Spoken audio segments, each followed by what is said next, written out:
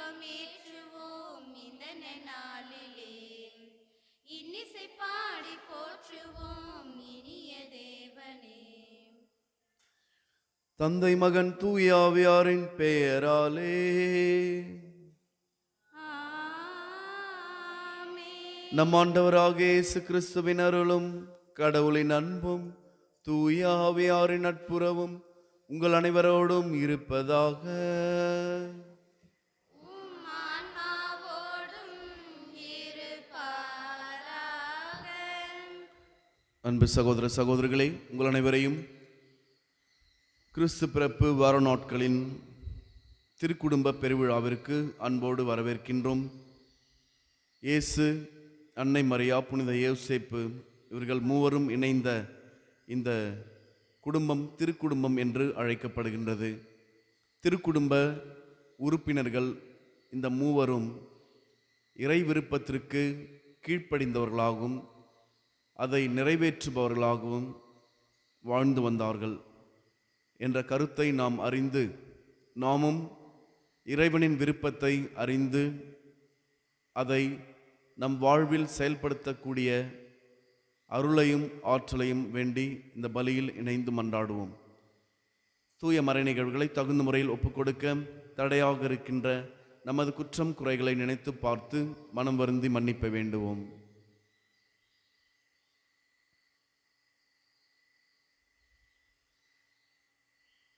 எல்லாம் வல்ல இறைவனிடமும் சகோதர சகோதரிகளே, உங்களிடமும் நான் பாவியனை ஏற்றுக்கொள்கிறேன். ஏனெனில் என் சிந்தனையாலும் சொல்லாலும் செயலாலும் கடமையில் தவறியதாலும் பாவங்கள் பல செய்தேன். என் பாவமே என் பாவமே என் பெரும் பாவமே. ஆகையால் எப்பொழுதும் கன்னியான புனித மரியாவையும் வானத்துதர் புனிதர் அனைவரையும் சகோதர சகோதரிகளை உங்களையும் நம் இறைவனாகிய ஆண்டவரிடம் எனக்காக வேண்டிக் கொள்ள மன்றாடுகிறேன். எல்லாம் வல்ல இறைவன் நம் மீது இரக்கம் வைத்து நம் பாவங்களை மன்னித்து நம்மை நிலை வாழ்வுக்கு அழைத்துச் செல்வாராக. ஆண்டவரே இரக்கமாயிரும். கிறிஸ்துவே இரக்கமாயிரும். ஆண்டவரே இரக்கமாயிரும். உன்னதங்களிலே கடவுளுக்கு மாட்சி உண்டாகுக. உலகினிலே நன்மனத்தோருக்கு அமைதி ஆகுக. உம்மை புகழ்கின்றோம், உம்மை வாழ்த்துகின்றோம், உம்மை ஆராதிக்கின்றோம், உம்மை மாட்சிப்படுத்துகின்றோம். உமது மேலான மாட்சியின் பொருட்டு உமக்கு நன்றி கூறுகின்றோம். ஆண்டவராக இறைவா, வானுலக அரசரே, எல்லாம் வல்ல தந்தையாக இறைவா, ஒரே மகனாய் உதித்த ஆண்டவரே இயேசு கிறிஸ்துவே, ஆண்டவராக இறைவா, இறைவனின் செம்மறியே, தந்தையின் திருமகனே, உலகின் பாவங்களை போக்குபவரே, எங்கள் மேல் இரக்கமாயிரும். உலகின் பாவங்களை போக்குபவரே, எங்கள் மன்றாட்டை ஏற்றருளும். தந்தையின் வலப்பக்கம் வீற்றிருப்பவரே, எங்கள் மேல் இரக்கமாயிரும். ஏனெனில் இயேசு கிறிஸ்துவே, நீர் ஒருவரே தூயவர், நீர் ஒருவரே ஆண்டவர், நீர் ஒருவரே உன்னதர். தூய ஆவியாரோடு தந்தையாகி இறைவனின் மாட்சியில் இருப்பவர் நீரே. ஆமென். மன்றாடுவோமாக.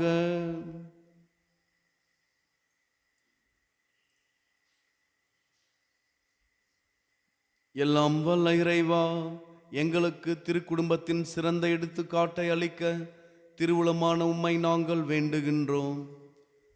குடும்ப பண்புகளிலும் அன்பின் பிணைப்புகளிலும் நாங்கள் அதை பின்பற்றி உமது இல்லத்தின் நிலையான பரிசை மகிழ்வுடன் பெறச் செய்வீராக. உம்மோடு தூய ஆவியாரின் ஒன்றைப்பில் இறைவனா என்றென்றும் வாழ்ந்து ஆட்சி செய்கின்ற எங்கள் ஆண்டவரும் உம் திருமகனுமாகிய இயேசு கிறிஸ்து வழியாக உம்மை மன்றாடுகின்றோம்.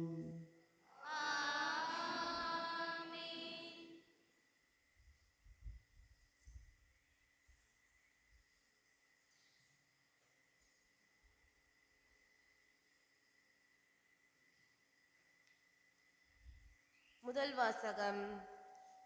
அவன் தன் வாழ்நாள் அனைத்தையும் ஆண்டவருக்கே அர்ப்பணிக்கப்பட்டவன். சாமுவேல் முதல் நூலிலிருந்து வாசகம். அதிகாரம் 1, இறை வார்த்தைகள் 20-22 மற்றும் 24-28 முடிய. உரிய காலத்தில் அன்னா கருவுற்று ஒரு மகனை பெற்றெடுத்தார். நான் அவனை ஆண்டவரிடமிருந்தே கேட்டேன் என்று சொல்லி அவர் அவனுக்கு சாமுவேல் என்று பெயரிட்டார். எல்கனாவும் அவர் வீட்டார் அனைவரும் ஆண்டவருக்கு தங்கள் ஆண்டு பலியும் பொருத்தனையும் செலுத்தி சென்றார்கள். ஆனால் அன்னா செல்லவில்லை. அவர் தம் கணவரிடம், பையன் பால்குடி மறந்ததும் அவனை எடுத்து செல்வேன். அவன் ஆண்டவர் திருமுன் சென்று என்றும் அங்கே தங்கியிருப்பான் என்று சொன்னார். அவன் பால்குடி மறந்ததும் அன்னா அவனை தூக்கி கொண்டு 3 காலை 20 படி அளவுள்ள ஒரு மரக்கால் மாவு, ஒரு தோல்பை திராட்சை ரசம் ஆகியவற்றுடன் சீலோவில் இருந்த ஆண்டவரின் இல்லத்திற்கு வந்தார். அவன் இன்னும் சிறு பையனாகவே இருந்தான்.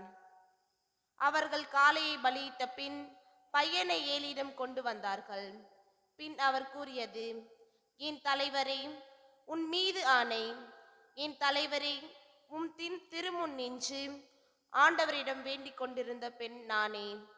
இப்பையனுக்காகவே நான் வேண்டிக் கொண்டிருந்தேன். நான் ஆண்டவரிடம் விண்ணப்பித்த என் வேண்டுகோளை அவர் கேட்டருளினார். ஆகவே நான் அவனை ஆண்டவருக்கு அர்ப்பணிக்கின்றேன். அவன் தன் வாழ்நாள் அனைத்தையும் ஆண்டவருக்கே அர்ப்பணமாக்கப்பட்டவன். அங்கே அவர்கள் ஆண்டவரை தொழுதார்கள். இது ஆண்டவர் வழங்கும் அருள்வாக்கு. பதிலுரை பாடல் பல்லவி. ஆண்டவரே, உமது இல்லத்தில் தங்கியிருப்போர் பேறு பெற்றோர். படைகளின் ஆண்டவரே, உமது உறைவிடம் எத்துணை அருமையானது. என் ஆன்மா ஆண்டவரின் கோவிலில் முற்றங்களுக்காக ஏங்கி தவிக்கின்றன. என் உள்ளமும் உடலும் என்றும் உள்ள இறைவனின் மகிழ்ச்சியுடன் பாடுகின்றன. பல்லவி. ஆண்டவரே, உம் இல்லத்தில் தங்கியிருப்போர் பேறு பெற்றோர். உமது இல்லத்தில் தங்கியிருப்போர் நற்பேறு பெற்றோர். அவர்கள் எந்நாளும் உம்மை புகழ்ந்து கொண்டே இருப்பார்கள். உம்மிடமிருந்து வலிமை பெற்ற மானிடர் பேறு பெற்றோர். அவர்களது உள்ளம் சீயோனுக்கு செல்லும் நெடுஞ்சாலைகளை நோக்கியே உள்ளது. பல்லவி.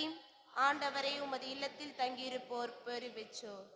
படைகளின் ஆண்டவரே, என் விண்ணப்பத்தை கேட்டருளும். யாக்கோப்பின் கடவுளே, எனக்கு செவி சாய்த்தருளும். எங்கள் கேடயமாகிய கடவுளே, கண்ணோக்கும். நீர் திருப்பொழிவு செய்தவரின் முகத்தை கனிவுடன் பாரும். பல்லவி. ஆண்டவரே, உமது இல்லத்தில் தங்கியிருப்போர் பேறு பெற்றோர்.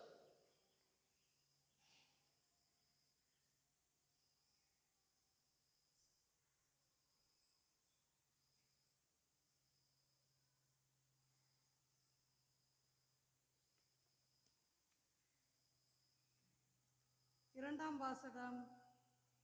நான் கடவுளின் மக்கள் என அழைக்கப்படுகின்றோம். கடவுளின் மக்களுக்காகவே இருக்கின்றோம். அதிகாரம் 3, 1, 12, 21, 24 வரை. யோவான் எழுதிய முதல் திருமுகத்திலிருந்து வாசகம். அன்பார்ந்தவர்களே, நம் தந்தை நம்மிடம் எத்துணை அன்பு கொண்டுள்ளார் என்று பாருங்கள். நாம் கடவுளின் மக்கள் என அழைக்கப்படுகின்றோம். கடவுளின் மக்களுக்காகவே இருக்கின்றோம். உலகம் அவரை அறிந்து கொள்வதால் தான் நம்மையும் அறிந்து கொள்ளவில்லை. என் அன்பார்ந்தவர்களே, இப்போது நாம் கடவுளின் பிள்ளைகளுக்காக இருக்கின்றோம். இனி எத்துணராய் இருப்போம் என்பது இன்னும் வெளிப்படவில்லை. ஆனால் அவர் தோன்றபோது நாமும் அவரை போல் இருப்போம். ஏனெனில் அவர் இருப்பது போல் அவரை காண்போம். அன்பார்ந்தவர்களே, நம் மனச்சான்று நாம் குற்றவாளிகள் என தீர்ப்பளிக்க இருப்பதால் நாம் கடவுள் திருமுன் உறுதியான நம்பிக்கை கொண்டிருக்க முடியும். அவரிடம் நாம் எதை கேட்டாலும் பெற்றுக்கொள்வோம். ஏனெனில் அவர் கட்டளைகளை கடைப்பிடிக்கின்றோம். அவர் திருமுன் அவருக்கு உகந்தவையற்றாவே செய்து வருகின்றோம். கடவுள் நமக்கு கொடுத்த கட்டளைப்படி அவருடைய மகன் இயேசு கிறிஸ்துவிடம் நம்பிக்கை கொண்டு ஒருவர் மற்றவரிடம் அன்பு செய்ய வேண்டும். இதுவே இவரது கட்டளைகளை, கடவுளுடைய கட்டளைகளை கடைப்பிடிப்பவர் அவரோடு இணைந்திருக்கின்றார். கடவுளும் அவரோடு இணைந்திருக்கின்றார். கடவுள் நம்மோடு இணைந்திருக்கின்றார் என்பதை அவர் நமக்கு அருளிய தூய ஆவியால் அறிந்து கொள்கின்றோம். இது ஆண்டவரின் வழங்கும் அருள்வாக்கு. அல்லேலூயா, அல்லேலூயா, அல்லேலூயா, அல்லேலூயா, அல்லேலூயா, அல்லேலூயா, அல்லேலூயா, அல்லேலூயா. உம் திருமகனின் வார்த்தைகளை மண்ணில் இருக்கும்படி ஆண்டவரே எங்கள் இதயத்தை திறந்தருளும். அல்லேலூயா, அல்லேலூயா, அல்லேலூயா, அல்லேலூயா.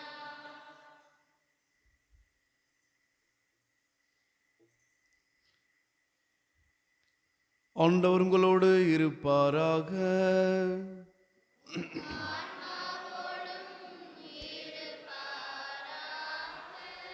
லூக்கா எழுதிய தூய நற்செய்தியிலிருந்து வாசகம்.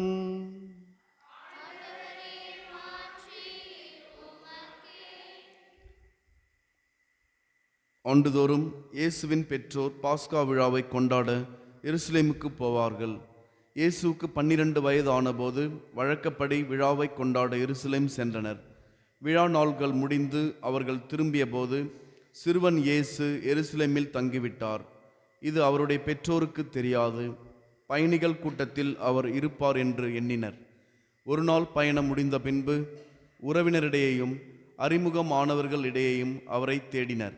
அவரை காணாததால் அவரை தேடிக்கொண்டு எருசலேமுக்கு திரும்பிச் சென்றார்கள். 3 நாட்களுக்கு பின் அவரை கோவிலில் கண்டார்கள். அங்கே அவர் போதகர்கள் நடுவில் அமர்ந்து அவர்கள் சொல்வதை கேட்டுக்கொண்டும் அவர்களிடம் கேள்விகளை எழுப்பிக் கொண்டும் இருந்தார். அவற்றை கேட்ட அனைவரும் அவருடைய புரிந்து கொள்ளும் திறனையும் அவர் அளித்த பதில்களையும் கண்டு மலைத்து போயினர். அவருடைய பெற்றோரும் அவரை கண்டு வியப்பில் ஆழ்ந்தனர். அப்பொழுது அவருடைய தாய் அவரை நோக்கி, மகனே, ஏன் இப்படி செய்தாய்? இதோ பார், உன் தந்தையும் நானும் உன்னை மிகுந்த கவலையோடு தேடிக்கொண்டிருந்தோமே என்றார். அவர் அவர்களிடம், நீங்கள் ஏன் என்னை தேடினீர்கள்? நான் என் தந்தையின் அலுவல்களில் ஈடுபட்டிருக்க வேண்டும் என்பது உங்களுக்கு தெரியாதா என்றார். அவர் சொன்னதை அவர்கள் புரிந்து கொள்ளவில்லை. பின்பு அவர் அவர்களுடன் சென்று நாசரேத்தை அடைந்து அவர்களுக்கு பணிந்து நடந்தார். அவருடைய தாய் இந்நிகழ்ச்சிகளெல்லாம் தமது உள்ளத்தில் பதித்து வைத்திருந்தார். இயேசு ஞானத்திலும் உடல் வளர்ச்சியிலும் மிகுந்து கடவுளுக்கும் மனிதருக்கும் உகந்தவராய் வாழ்ந்து வந்தார். ஆண்டவரின் அருள்வாக்கு.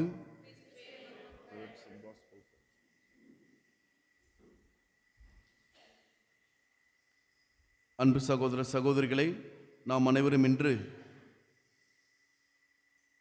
இயேசு, அன்னை மரியா, யோசேப்பு இவர்கள் மூவரும் இணைந்து இருக்கின்ற அந்த திருக்குடும்ப பெருவிழாவை நாம் சிறப்பிக்கின்றோம். இன்றைய பெருவிழாவானது நம் அனைவருக்கும் சில முக்கியமான அறிவுரைகளை நமக்கு சொல்லுகின்றது. நமது குடும்பம் எப்படிப்பட்ட குடும்பமாக இருக்கின்றது என்பதை நாம் முதலில் அறிந்து புரிந்து கொண்டு அதன் பிறகு இந்த திருக்குடும்பம் எப்படி இருந்தது என்பதை ஒரு முன்மாதிரியாக வைத்து ஒப்பிட்டு பார்க்கின்ற பொழுது நமது குடும்பம் எப்படி இருக்க வேண்டும் என்கின்ற புரிதல் நமக்கு மேலும் கிடைக்கும் என்பதை நாம் அறிந்து கொள்ள அழைக்கப்படுகின்றோம். இந்த திருக்குடும்பத்தில் இருக்கின்ற அந்த பண்புகள் நற்செய்தி வாசகத்தில் நமக்கு தரப்பட்டிருக்கின்றது. திருக்குடும்பத்தை பற்றிய அதிகமான தரவுகள் நமக்கு சொல்லப்படவில்லை என்றாலும் முதலாக இயேசுவின் பெற்றோர்கள் ஆண்டவர் இயேசுவை பாஸ்கா விழா கொண்டாடுவதற்காக எருசலேமுக்கு அழைத்துச் செல்கின்றார்கள் என்கின்ற செய்தி. பெற்றோர்கள் தங்கள் குழந்தைகளை ஆலயத்திற்கு அழைத்து வர வேண்டும் என்கின்ற இந்த முதல் செய்தி. ஏன் அழைத்து வர வேண்டும்? நாம் கேட்டால் இதான் முதல்ல கேட்போம். நான் ஏன் இங்கே எத்தனை பெற்றோர்கள் இருக்கிறீங்க? உங்கள் பிள்ளைகள் எத்தனை பெற்றோர்கள் பிள்ளைகள் 2 பேருமே ஆலயத்துக்கு வந்துக்கிறீங்க?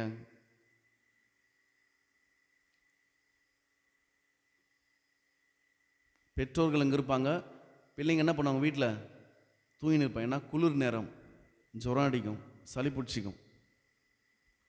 அல்லது பிள்ளைகள் மட்டும் வந்திருப்பாங்க, பெற்றோர்கள் எங்கே இருப்பாங்க? அவங்களுக்கு பதிலாக அவங்க ரெப்ரசன்ட் பண்ணிவிடுவாங்க, எனக்கு பதிலாக நீ போடவான்னு சொல்லிடுவாங்க. பெற்றோர்களுக்கும் பிள்ளைகளுக்கும் ஒரே ஆன்மா இல்லை.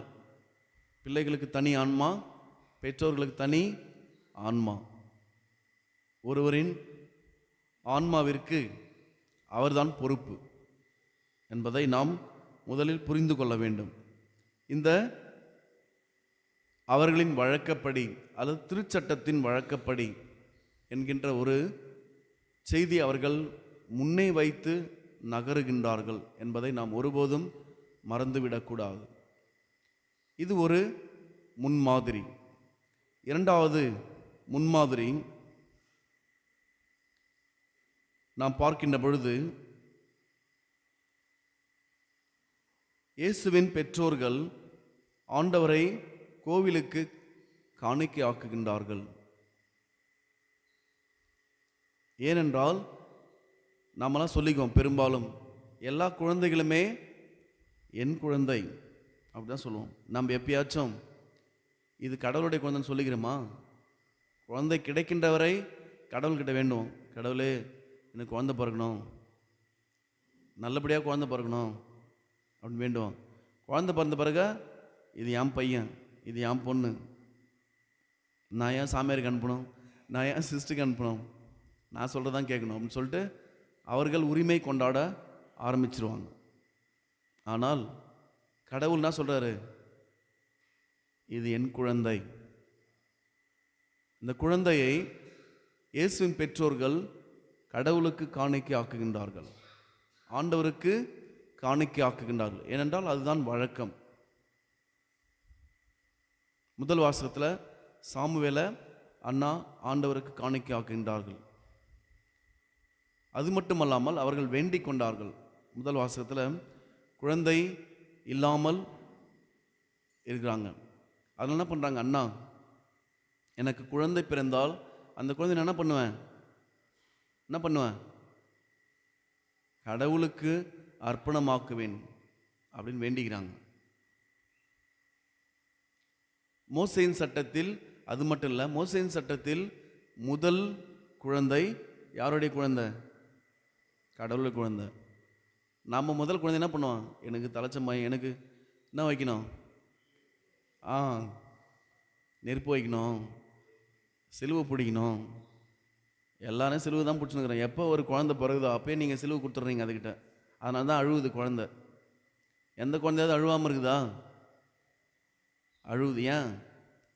போச்சுரா சிலுவை கொடுத்துட்டான்டா நம்மக்கிட்ட அப்படின்னு தான் அழுவுது. அப்புறம் நீங்கள் எதுக்கு வேறு சிலுவை வேறு கொடுக்குறீங்க தனியாக? அதனால் இதை நாம் புரிந்து கொண்டு அந்த குழந்தைகளுக்கு நாம் பொறுப்பாளிகள். குழந்தைகளுக்கு நீங்கள் உரிமை கிடையாது. குழந்தைகளுக்கு நீங்கள் யார்? பொறுப்பாளிகள். You are responsible for the children. குழந்தைகளின் வாழ்க்கை மீது, குழந்தைகளின் உயிர் மீது உங்களுக்கு எந்த அதிகாரமும் கிடையாது. கடவுள் உங்களுக்கு கொடுத்த குழந்தைகளை நீங்கள் மீண்டும் யார்கிட்ட கொடுக்கணும்? கடவுள்கிட்ட கொடுக்கணும். அதுதான் பெற்றோருடைய வேலை. நிறைய பேரண்ட்ஸ் என்ன பண்ணுவாங்க? நான் தான் டாக்டர் ஆகல, நீயாவது ஆவிடான்னு சொல்லிட்டு அவன் வேறு எதனா ஆகிறது விரும்புவான். இவங்களோட ஆசையெல்லாம் அவங்க மேலே திணிச்சிருவாங்க போட்டு. நான் தான் டீச்சர் ஆகணும்னு நினச்சேன், நான் தான் ஆகலை, நீ கண்டிப்பாக என்ன தான் ஆகணும்? டீச்சர் ஆகி தான் ஆகணும். ஏம்மா எனக்கு பிடிக்கல, எனக்கு படிப்பு வரலன்னா எவ்வளோ செலவானாலும் பரவாயில்ல, நீ என்ன தான் ஆகணும்? இதுதான் ஆகணும். அவனுக்கு அது பிடிக்காது. அவன் வேற ஒரு ரூட்டில் போயின்னு இருப்பான். ஆனால் அதெல்லாம் முடியாது, நீ அப்படி தான் பண்ணணும் அப்படின்னு சொல்லிட்டு எதுவாக இவர்கள் இல்லாமல் இருந்தார்களோ அதுவாக அந்த குழந்தை மாற்ற முயற்சித்து கொண்டிருக்கின்றார்கள். அதற்கடுத்தாக ஒவ்வொரு திருக்குடும்பமும் கடவுளுக்கு கீழ்ப்படிந்திருந்தது என்பதை நாம் புரிந்து கொள்ள அழைக்கப்படுகின்றோம். எல்லா குடும்பமுமே கடவுளின் வார்த்தைகளுக்கு கீழ்ப்படிந்து வாழ அழைக்கப்பட்ட குடும்பம். இயேசு திருக்குடும்பம் என்பது இன்றைய சூழலில் பார்க்கின்ற பொழுது அன்னை மரியா, இயேசு, யோசேப்பு இவர்கள் மூன்றும் இருந்தது திருக்குடும்பம் அப்படின்னு நம்ம சொல்கிறோம் இல்லையா? ஆனால் இயேசு இந்த குடும்பத்தின் பவுண்டரி, எல்லைகளை விரிவுபடுத்தியிருக்கின்றார். எப்படி விரிவுபடுத்தியிருக்காருன்னு பார்த்தீங்கன்னா, ஒரு முறை இயேசு தொழுகை கூடத்தில் போதித்து கொண்டிருக்கின்ற பொழுது அவருடைய தாய், அவருடைய சகோதர சகோதரிகள், உறவினர்கள், மேபி என்னவா இருப்பாங்க, சித்தப்பா பெரியப்பா பசங்களாக இருப்பாங்க. அவங்க என்ன பண்ணுறாங்க, வந்து இயேசுவை பார்ப்பதற்கு வராங்க. இப்போ சீடர்கள் போய் சொல்கிறாங்க, உங்களை பார்க்குறதுக்கு இவங்களாம் வந்துக்கிறாங்க அப்படின்னா, அப்போ உங்களை பார்ப்பதற்கு உன் தாயும் சகோதரியும் சகோதரர்களும் வந்துருக்காங்க, உறவினர்கள் வந்துக்கிறாங்கனாக்கா, அப்போ இயேசு என்ன சொல்லுவார்?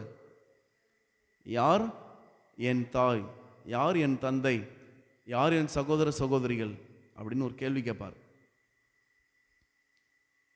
அப்போ அந்த கேள்வி அவங்க அம்மா கேட்டு என்ன பண்ணியிருப்பாங்க? அடப்பா, யார் என் தாய் நம்மளே கேட்குறானே அப்படின்னு நினச்சிருப்பாங்க. நினச்சிருக்க மாட்டாங்களா? நினச்சிருப்பாங்க. ஆனால் அதுக்கு பதில் அவர் சொல்கிறார், யாரெல்லாம் இறை வார்த்தை கேட்டு அதன்படி நடக்கின்றார்களோ அவங்க எல்லாருமே என் தாய், என் தந்தை, என் சகோதரர்கள், என் சகோதரிகள். அந்த அழைப்பு தான் நமக்கும் தரப்பட்டிருக்கின்றது. நாம் இறை வார்த்தை கேட்டு அதை கடைபிடித்தால் நாமும் இயேசுவின் திருக்குடும்பத்தின் ஒரு உறுப்பினர்கள் தான். அதனால திருக்குடும்பம் யாரும் மட்டும் இருக்கிறது இல்லை. இந்த அன்னை மரியா, யோசேப்பு, இயேசு இவங்க மூன்று மட்டும் இருக்கிறது கிடையாது. நீங்களும் ஒரு உறுப்பினராக முடியும், அல்லது உங்கள் குடும்பத்தை திருக்குடும்பமாக மாற்ற முடியும் என்பதை நாம் மறந்துவிடக் கூடாது. அதற்கடுத்தாக ஒவ்வொரு திருக்குடும்பமும் திருமணத்தினால் உண்டாக்கப்பட்டது. திருமணம் என்கின்ற அருட்சாதனத்தால் உண்டாக்கப்பட்டது. திருமணத்தின் பொழுது கொடுத்த வாக்குறுதிகளை நாம் நினச்சி பார்க்கணும். எல்லா கணவரும் எல்லா மனைவியரும் என்ன பண்ணியிருப்பாங்க? திருமணத்தின் பொழுது இங்கே வந்து ஃபாதருக்கு முன்னாடி, பெரிய மனிதருக்கு முன்னாடி என்ன பண்ணியிருப்பாங்க? அந்தோன் சாமி அவங்க கைப்பிடிச்சு, என்னும் நான் என்ன பேர், ஆரோக்கியமறை என்னும் உங்களை என் மனைவியாக ஏற்றுக்கொள்கிறேன். இன்பத்திலும் துன்பத்திலும் உடல் நலத்திலும் நோயிலும் நான் உங்களுக்கு பிரமாணிக்கமாக இருப்பேன். நாங்கள் தான் மனப்படமாக சொல்கிறோம், நீங்களாம் சொல்லுவீங்களா? அன்னைக்கு ஒரு நாள் நீங்கள் சொல்லி யாரும் சொல்லுங்க பார்க்கலாம், கல்யாணம் பண்ணவங்க. அது பாதிலன்னு சொல்கிறீங்க. அப்போ ஃபஸ்ட்லேருந்து சொல்லணும், சரிங்களா? எக்ஸ் என்னும் நான், எக்ஸ் என்னும் ஒய் என்னும் உங்களை என் கணவராக ஏற்றுக்கொள்கிறேன்.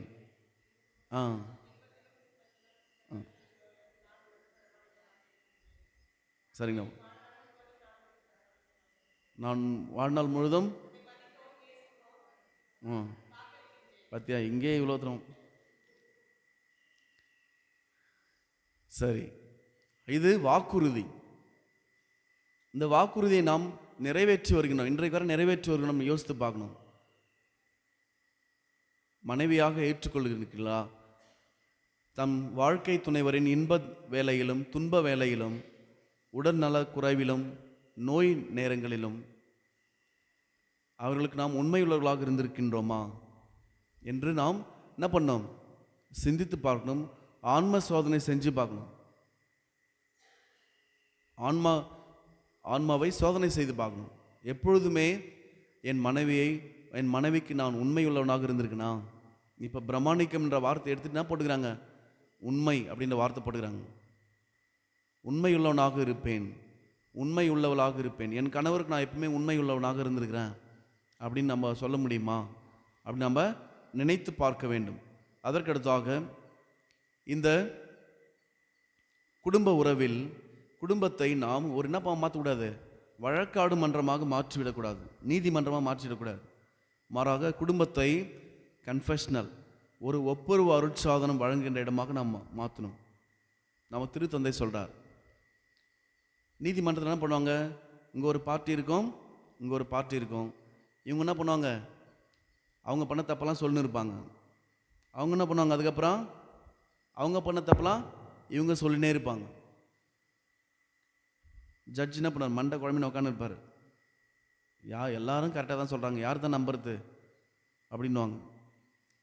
குடும்ப வாழ்க்கை இப்படி இருந்தால் அவங்க என்ன பண்ண முடியும்? குடும்பம் நடக்குமா? ஒழுங்கா நடக்காது. மாறாக நம்ம திருத்தந்தை சொல்வது, நம்ம அது குடும்பம் எப்படி இருக்கணும்? பாவ சங்கீதனம் வழங்குகின்ற பொழுது என்ன பண்ணுவாங்க? நான் பாவி, என்னை மன்னிச்சிடுங்க, நான் இதெல்லாம் பண்ணிட்டேன் அப்படி என்ன பண்ண போயிட்டு நீங்கள் கணவரிடமோ மனைவியிடமோ பிள்ளைகளிடமோ பெற்றோரிடமோ நீங்களே போய் சொல்லிடணும், நான் இதுமாதிரி தப்பு பண்ணிட்டேன் அப்படி சொல்லணும். அது ஒரு பக்கம். இன்னொரு பக்கம் என்ன பண்ணோம்? என்ன இப்போ சிரிக்கிறீங்க? இதெல்லாம் வாய்ப்பில்லை ராஜான்றீங்களா? இன்னொரு பக்கம் ஃபாதர் என்ன பண்ணுறாரு? எப்பயாவது ஃபாதர் ஷாக் ஆகிட்டு, இந்த தப்புலாம் நீ தான் பண்ணியா, இன்னும் எப்படா நான் மன்னிக்கிறதுன்னு கேட்பாரா? கேட்க மாட்டார். ஃபாதர் என்ன பண்ணுவார்? எல்லாத்தையுமே மன்னிக்கின்றார். எல்லா பாவங்களையும் அவர் கேட்கின்ற எல்லா பாவங்களும் அவர் மன்னிக்கின்றார். அப்படிதான் குடும்பம் இருக்கணும். ஒரு பக்கம் பலவீனங்களை வெளிப்படையாக சொல்லி மன்னிப்பு கேட்கின்ற ஒரு நிலை இருக்க வேண்டும். இன்னொரு பக்கம் எனது பிள்ளை, எனது மனைவி, எனது கணவர் ஏதோ தெரியாமல் பண்ணிட்டான் அப்படின்னு சொல்லிட்டு என்ன பண்ணணும்? மன்னிக்கின்ற, இரக்கம் காட்டுகின்ற கடவுளைப் போல உறுப்பினர்கள் இருக்க வேண்டும். அப்போதான் அது திருக்குடும்பம். ஒரு தப்பு பண்ணி செஞ்சுட்டா, இன்னைக்கு வா உனக்கு சோறே கிடையாது, இன்னைக்கு வா உனக்கு என்ன கிடையாது, பனிஷ் பண்ணுறது திருக்குடும்பத்தில் இல்லை. இப்போ கூட ஏசு தெரியாமல் தவறு பண்ணிட்டாருன்னு வச்சுக்கலாம். என்ன பண்ணார்? அப்பா அம்மா கூட இல்லை, கோயிலே தங்கிட்டார். மாதம் என்ன பண்ணாங்க? போயிட்டு தேடி போயிட்டு கண்டுபிடிச்சிட்டு ரொம்ப எப்படி கண்டுபிடிச்சிட்டோமான்னு சொல்ல அமைதியாக இருப்பாங்க. இல்லைன்னா நீங்கள் என்ன பண்ணியிருப்பீங்க?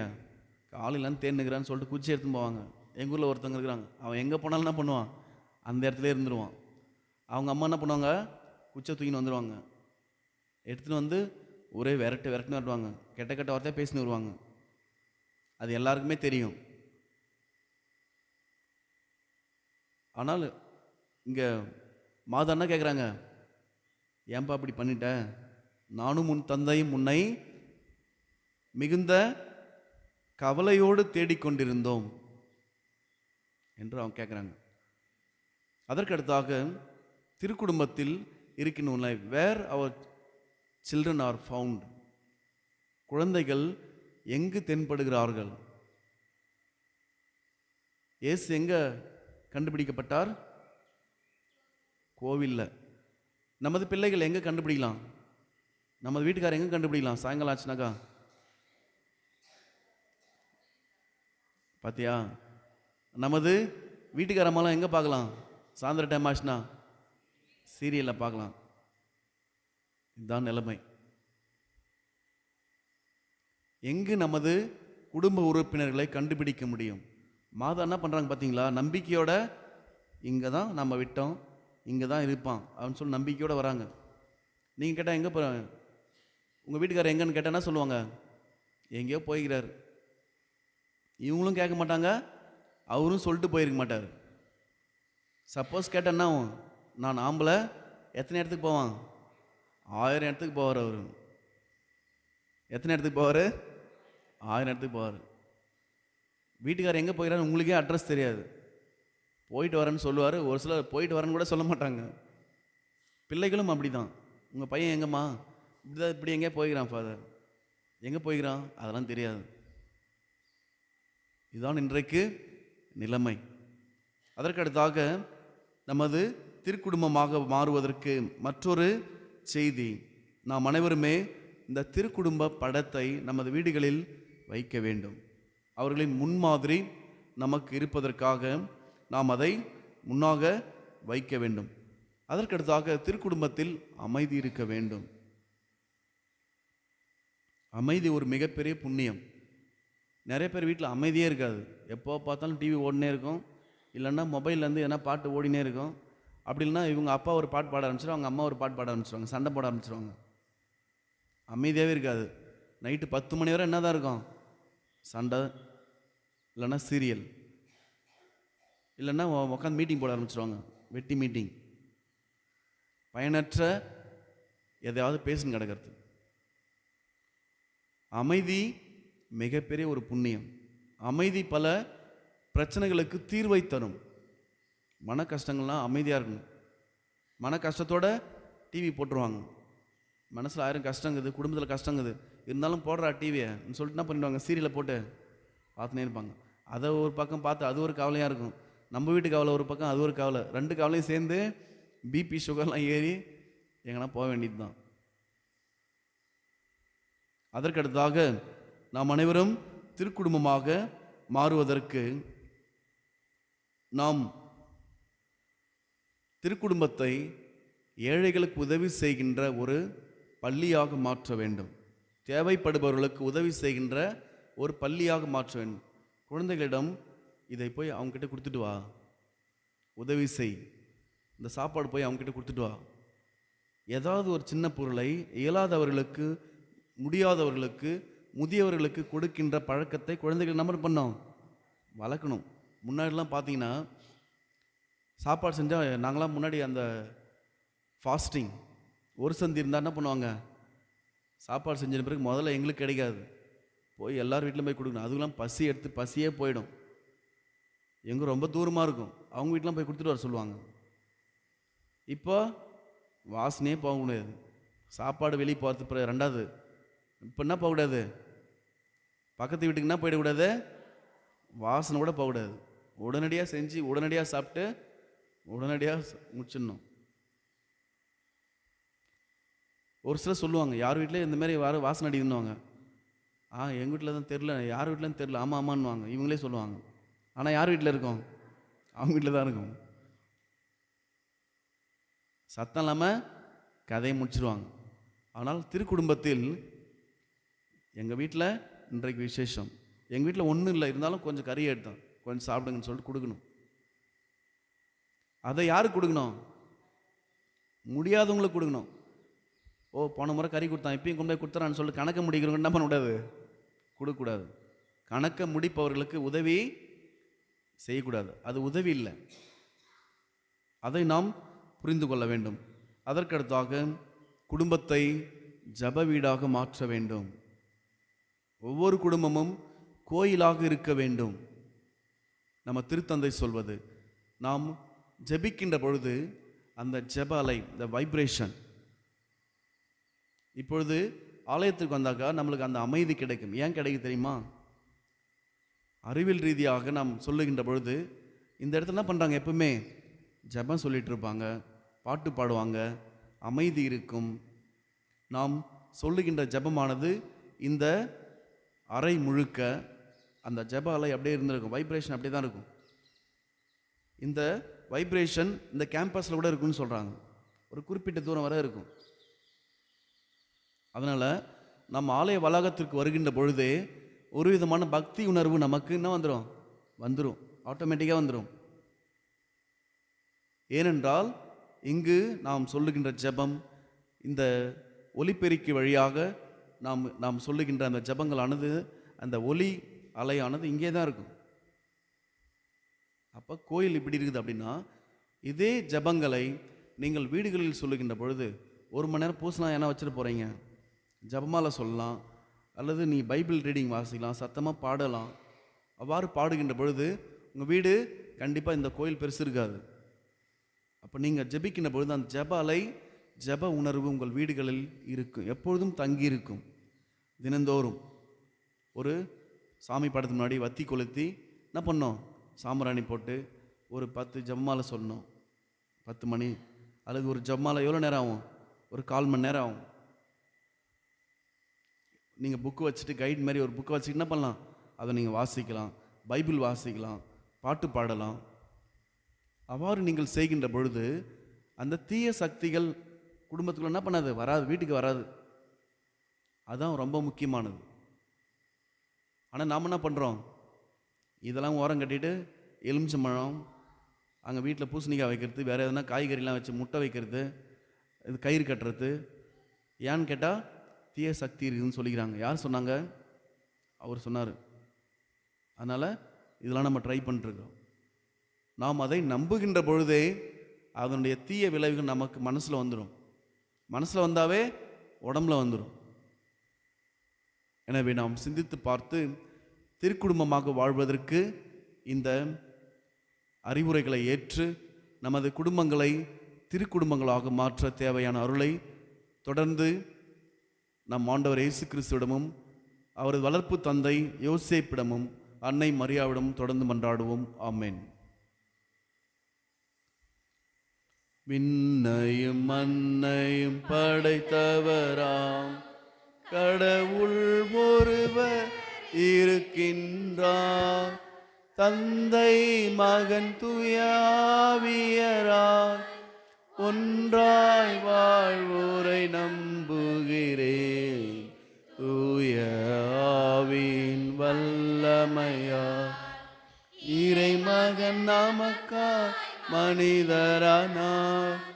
கன்னி மரியிடம் பிறந்தவராம் இயேசுவை உறுதியாய் நம்புகிறேன். பிலாத்துவினாட்சி பாடுபட்டார்.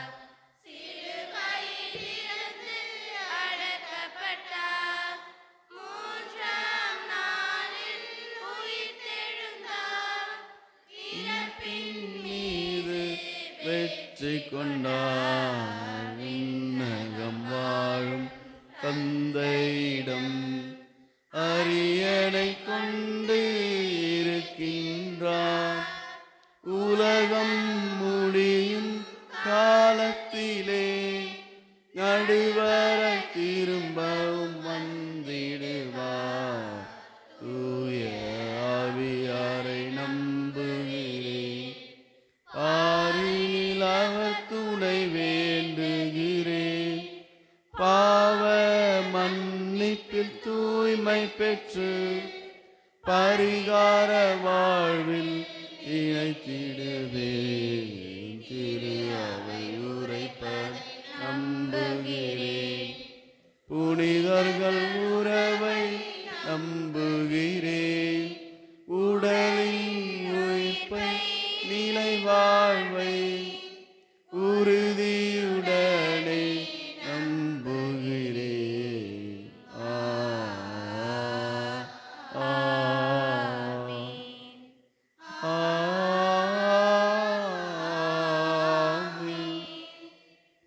மக்கள் மன்றாட்டுக்கள்.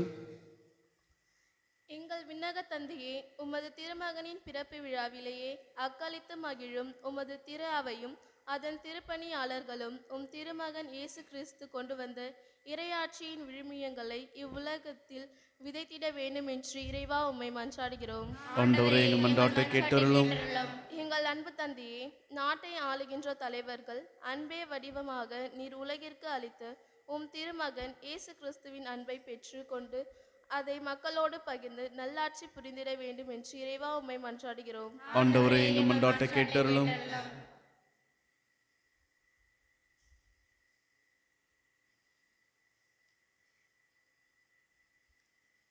எங்கள் பரம்பொருளே, உமது திருமகனின் பிறப்பு பெருவிழாவை கொண்டாடி கொண்டிருக்கும் எம் பங்கு தந்தையையும் பங்கு மக்களையும் நிறைவாக ஆசீர்வதியும். இப்பிறப்பு பெருவிழாவிலே ஒன்றித்திருக்கும் நாங்கள் இன்று போல் என்றும் ஒருமனப்பட்டு வாழ்ந்திட வேண்டும் என்று இறைவா உம்மை மன்றாடுகிறோம். ஆண்டவரே, எங்கள் மன்றாட்டை கேட்டருளும். எல்லா மக்களுக்கும் பெருமகிழ்ச்சியூட்டும் செய்தியாக இன்றைய கிறிஸ்துவின் பிறப்பு பெருவிழாவை அமைய செய்த தந்தையே இறைவா, ஒரு குழந்தையின் பிறப்பு குடும்பத்திற்கு அடையாளமாய் இருப்பது போல கிறிஸ்துவின் பிறப்பு எமது குடும்பங்களுக்கு அடையாளமாய் இருப்பதாக அக்குழந்தையின் மகிழ்விலே எம்மிலுள்ள பிரிவினைகள் கலைத்து பிறழ்வுகள் தகர்ந்தெறிந்து கோபமும் கவலையும் விட்டொழித்து கண்ணீரும் ஏக்கமும் துடைத்து புதிய உறவுகள் அமைக்கவும் பாலகனின் ஆசி நிறைவாய் தங்கவும் வரமருள வேண்டுமென்று இறைவா உம்மை மன்றாடுகிறோம். ஆண்டவரே, எங்கள் மன்றாட்டை கேட்டருளும். கண்களை மூடி நம்ம தனிப்பட்ட தேவைகளுக்காக சிறிது நேரம் அமைதியாக மன்றாடுவோம்.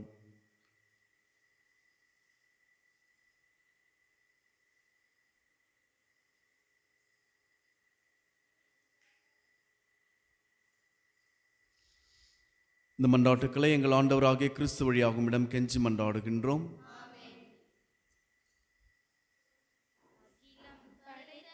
ஆண்டவனே,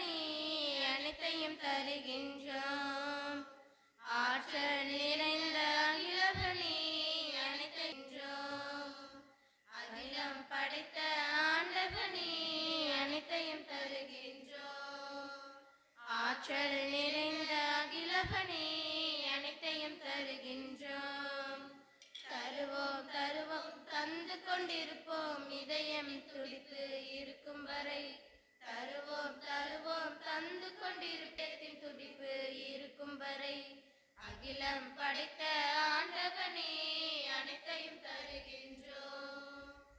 ஆற்றல் நிறைந்த அகிலவனே அனைத்தையும் தருகின்றோம். குறிஞ்சி முல்லை மருதம் நெய்தல் விளைச்சலை தருகின்றோம். பாலை போன்ற எங்கள் மனதின் வறட்சியை தருகின்றோம். குறிஞ்சி முல்லை மருதம் நெய்தல் விளைச்சலை தருகின்றோம். பாலை போன்ற எங்கள் மனதில் வறட்சியை தருகின்றோம். நிறைவாய் கொடுத்தால் நிறைவாய் கிடைக்கும் என்பதை நம்புகின்றோம். நிறைவாய் கொடுத்தால் நிறைவாய் கிடைக்கும் என்பதை நம்புகின்றோம். அகிலம் படைத்த ஆண்டவனே தருகின்றோம். ஆற்றல் நிறைந்த அகிலவனே அனைத்தையும் தருகின்றோம். கதிரவன் ஒளி போல் கடலின் பலம் போல் நிறைகளை ஆண்டவரின் வார்த்தை விண்ணப்பத்தை பெற்று நிமித்தம் மனித உழைப்பின் விண்ணப்பத்தின் மக்கமாக மாறும் இறைவன் என்னென்ன வார்த்தை பெறுகிறார்கள். கதிரவன் ஒளி போல் கடலின் பலம் போல் நிறைகளை தருகின்றோம். கிறிஸ்துவின் முகம் தன்னை இதயத்தில் இருக்கும் குறைகளை தருகின்றோம். நல்லது கொடுத்தால் ஆண்டவரின் வார்த்தை பஞ்ச ரசத்தை பெற்றும் திராட்சை செடி மனித உழைப்பின் பஞ்ச ரசத்தை நிர்வாகளுக்கும் ஆன்மீக மனமாக மாறும் இறைவன் என்னென்ன வார்த்தை பெறுகின்ற தாழ்மையான மனத்தை நம்புகின்றோம். அகிலம் படைத்த ஆண்டவனே அனைத்தையும் தருகின்றோம். ஆற்றல் நிறைந்த அகிலவனே அனைத்தையும் தருகின்றோம். அன்பு சகோதர சகோதரிகளே, என்னுடையதும் உங்களுடையதுமான இந்த பலி எல்லாம் வல்ல இறைவனாக தந்தைக்கு ஏற்றதாகும்படி மன்றாடுங்கள். நன்மைக்காகவும் புனித திராவை அனைத்து நலனுக்காகவும் உமது கையிலிருந்தே பலியேற்றுக்கொள்வாராக. ஆண்டவரே, மகிழ்வின் பலிப்பொருளை நாங்கள் உமக்கு ஒப்புக் கொடுத்து உம்மை பணிவுடன் வேண்டுகின்றோம். அதனால் கடவுளின் கன்னித்தாய் புனித யோசேப்பு ஆகியோருடைய பரிந்துரையின் உதவியினால் எங்கள் குடும்பங்களை உமது அருளிலும் அமைதியிலும் உறுதியாய் நிலைநிறுத்துவீராக. எங்கள் ஆண்டவராகிய கிறிஸ்து வழியாக உம்மை மன்றாடுகின்றோம். ஆண்டவர் உங்களோடு இருப்பாராக. இதயங்களை மேலே எழுப்புங்கள். நம் இறைவனாகிய ஆண்டவருக்கு நன்றி கூறுவோம். ஆண்டவரே, தூயவரான தந்தையே, என்றும் உள்ள எல்லாம் வல்ல இறைவா, எங்கள் ஆண்டவர் கிறிஸ்து வழியாக என்னாலும் எவ்விடத்திலும் நாங்கள் உமக்கு நன்றி செலுத்துவது மெய்யாகவே தகுதியும் நீதியும் ஆகும். எங்கள் கடமையும் மீட்புக்குரிய செயலும் ஆகும்.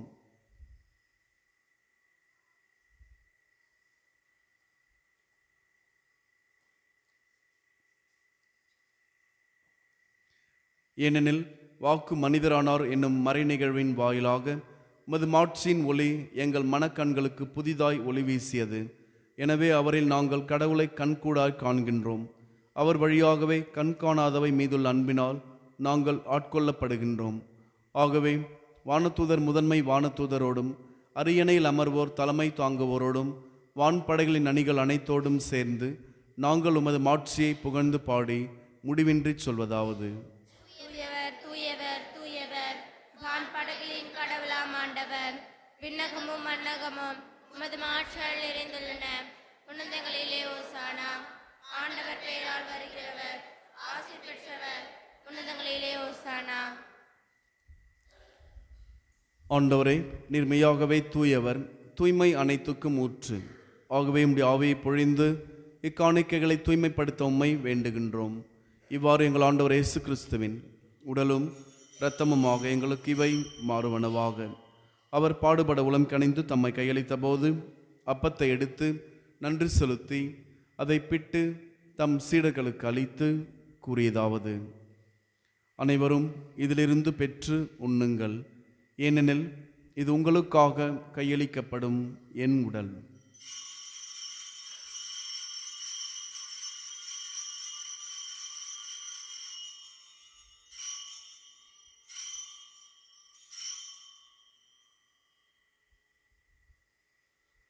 அவ்வண்ணமே இரவு விருந்தை அருந்திய பின் கிண்ணத்தையும் எடுத்து மீண்டும் உமக்கு நன்றி கூறி தம் சீடர்களுக்கு அளித்து அவர் கூறியதாவது: அனைவரும் இதிலிருந்து பெற்று பருகுங்கள். ஏனெனில் இது புதிய நிலையான உடன்படிக்கைக்குரிய என் இரத்தத்தின் கிண்ணம். இது பாவ மன்னிப்புக்கென்று உங்களுக்காகவும் பலருக்காகவும் சிந்தப்படும். இதை என் நினைவாகச் செய்யுங்கள்.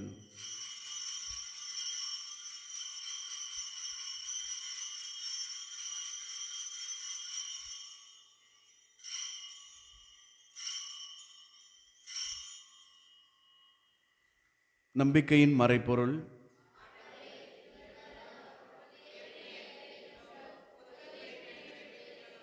ஆகவே ஆண்டவரை, நாங்கள் கிறிஸ்துவின் இறப்பினையும் உயிர்ப்பினையும் நினைவு கூர்ந்து வாழ்வு தரும் அப்பத்தையும் மீட்பளிக்கும் கிண்ணத்தையும் மக்கு கொடுக்கின்றோம்.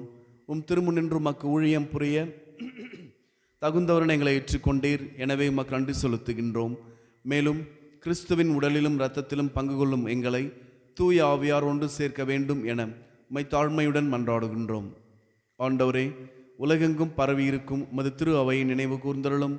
எங்கள் திருத்தந்தை பிரான்சிஸ், எமது பேராயர் பிரான்சிஸ் கலிஸ்ட், எல்லா திருநிலையினர் ஆகிய அனைவரோடும் உமது திரு அவை அன்பில் நிறைவேறச் செய்தருளும்.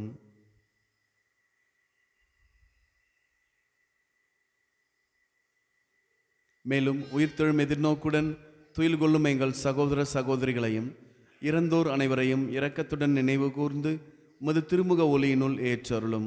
எங்கள் அனைவர் மீதும் இரக்கமாயிரும். கடவுளின் கன்னித்தாயான புனித மரியா, அவருடைய கணவரான புனித யோசேப்பு, புனித திருத்துதர்கள், இவ்வுலகில் உமக்கு உகந்தவராயிருந்தோர் ஆகிய புனிதர் அனைவரோடும் நாங்கள் நிலைவாழ்வில் பங்கு கொள்ளும் தகுதி பெற்று திருமகன் இயேசு கிறிஸ்து வழியாக உம்மை புகழ்ந்தேத்தும் வரம் அருள உம்மை மன்றாடுகின்றோம். இவர் வழியாக இவரோடு இவரில் எல்லாம் வல்ல இறைவனாகிய தந்தையே, தூயாவியாரின் ஒன்றிப்பில் எல்லா புகழும் ஆட்சியும் என்றென்றும் உமக்கு உரியதே.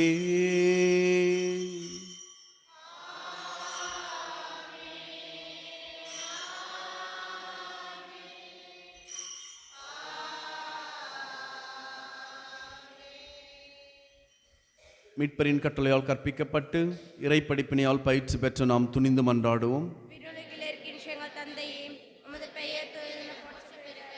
உமது ஆட்சி வருக. உமது திருமணம் விண்ணுலகில் நிறைவேறுவது போல மண்ணுலகில் நிறைவேறுக. எங்கள் அன்றாட உணவை இன்று எங்களுக்கு தாரும்.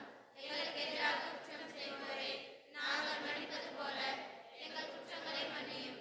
எங்களை சோதனைக்கு உட்படுத்தாதேயும், தீமையிலிருந்து எங்களுக்கு விடுவித்தருளும். ஆண்டவரே, தீமை அனைத்திலும் இருந்தும் எங்களை விடுவித்து எங்கள் வாழ்நாளில் அமைதியை கனிவுடன் அருள உம்மை மன்றாடுகின்றோம். உமது இரக்கத்தின் உதவியால் நாங்கள் பாவத்திலிருந்து எப்போதும் விடுதலை பெற்று யாதொரு கலக்கமுமின்றி நலமாயிருப்போமாக. நாங்கள் எதிர்நோக்கி இருக்கும் பேரின்பத்துக்காகவும் எம் மீட்பராகிய இயேசு கிறிஸ்துவின் வருகைக்காகவும் காத்திருக்கின்றோம். ஏனெனில் ஆட்சியும் வல்லமையும் மாற்றும் என்றென்றும் அதே. ஆண்டவரே இயேசு கிறிஸ்துவே, அமைதியை உங்களுக்கு விட்டுச் செல்கின்றேன், என் அமைதியை உங்களுக்கு அளிக்கின்றேன் என்று திருத்துதர்களுக்கு மொழிந்தீரே. எங்கள் பாவங்களை பாராமல் உமது திரு அவை நம்பிக்கையை கண்ணோக்கி உமது திருவுளத்துக்கு ஏற்ப அதற்கு அமைதியும் ஒற்றுமையும் அளித்தருள்வீராக. என்றென்றும் வாழ்ந்து ஆட்சி செய்கின்றவர் நீரே. ஆண்டவருடைய அமைதி உங்கள் அனைவரோடும் என்றும் இருப்பதாக.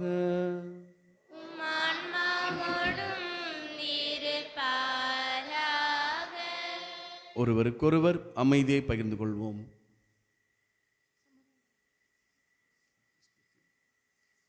உலகின் பாவங்களை போக்கும் இறைவனின் செம்மறியே, எங்கள் மேல் இரக்கமாயிரம். உலகின் பாவங்களை போக்கும் இறைவனின் செம்மறியே, எங்கள் மேல் இரக்கமாயிரம். உலகின் பாவங்களை போக்கும் இறைவனின் செம்மறியே, எங்களுக்கு அமைதி அளித்தருளும்.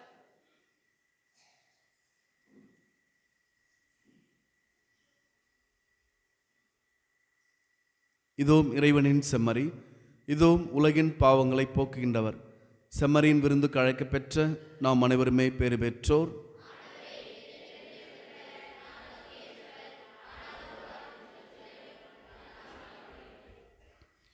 கிறிஸ்துவின் திருடலும் துரத்தும் நம்மை காத்து நிலை வாழ.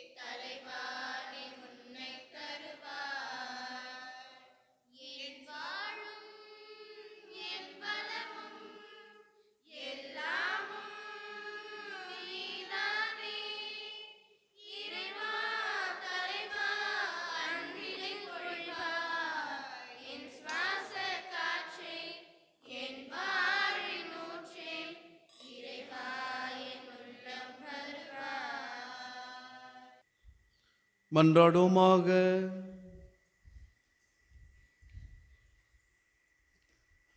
கனிவு மிக்க தந்தையே, விண்ணக அருள் அடையாளங்களால் புதுப்பிக்க பெற்ற இவர்கள் திருக்குடும்பத்தின் எடுத்துக்காட்டை இடையராது பின்பற்றச் செய்தருளும். அதனால் இவர்கள் இவ்வுலக இன்னல்களுக்கு பிறகு அதன் நிலையான தோழமையை பெறுவார்களாக. எங்கள் ஆண்டவராகிய கிறிஸ்து வழியாக உம்மை மன்றாடுகின்றோம். ஆண்டவர் உங்களோடு இருப்பாராக.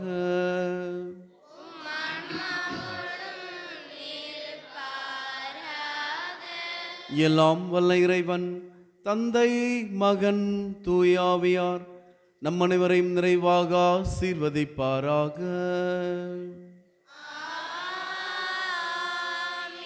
சென்று வாருங்கள், திருப்பலி நிறைவேறிற்று.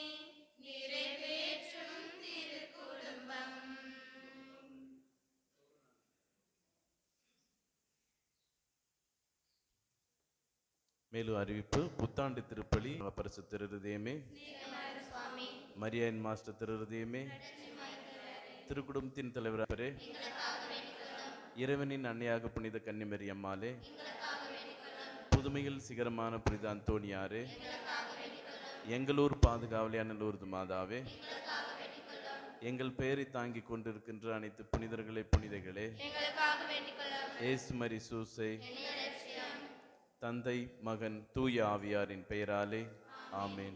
இயேசுவுக்கே புகழ், இயேசுவுக்கே நன்றி. மரியே வாழ்க, உம் புகழ் என்றென்றும் வாழ்க.